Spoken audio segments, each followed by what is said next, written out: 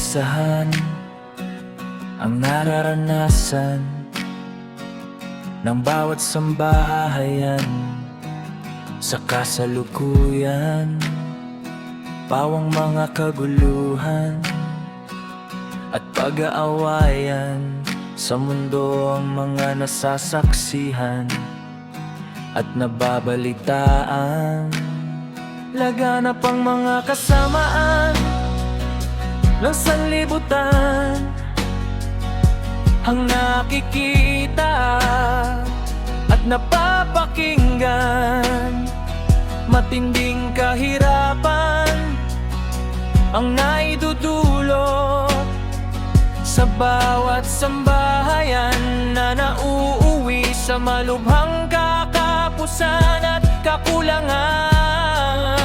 Sa pangangailangan, nag-iisip ng paraan ang bawat pamahalaan para sa tumitinding kahirapan na hindi masolusyonan na nauwi.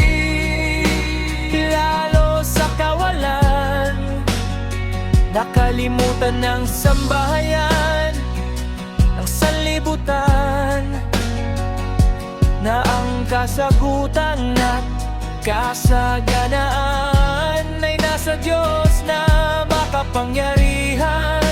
Naghihintay ang Diyos na Siya ay tawagan, lapitan at pakinggan ng Kaniyang mga banal na salita na dapat isakatuparan.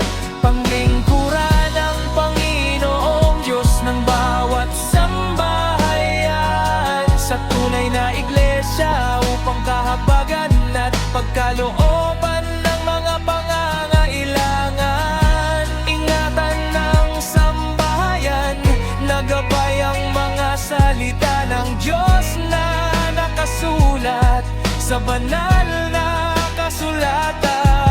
Manatili sa pagsunod sa lahat ng kautusan ng Diyos, kapiling ng buong sambahayan. Magpasakop ang buong sambahayan sa pamamahala sa iglesia upang sa daan ng paglalakbay ay hindi maiwanan. Magpakasipag sa kabanalan kasama ang buong pamilya para maihanda sa nalalapit na kaligtasan. Magsikap makagawa ng mabuti, kapiling ang sambahayan upang pagpalain ng Diyos na makapangyarihan. Hakayin ang buong sambahayan sa kasiglahan sa pagsamba upang malayo sa kapahamakan. Patatagin ang pananampalataya ng sambahayan upang mapanatili ang kasiglahan ng kahalalan. Magtalaga sa mga gawain para sa Diyos upang sa kaligtasan ay maiasahan.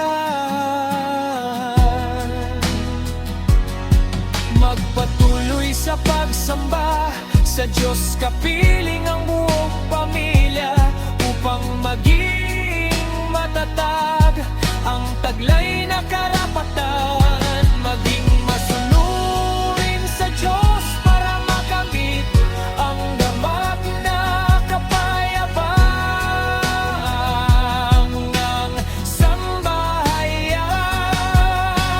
Iyo ang sambahayan sa paglabag sa mga utos ng Diyos nang huwag madamay sa kaparusahan.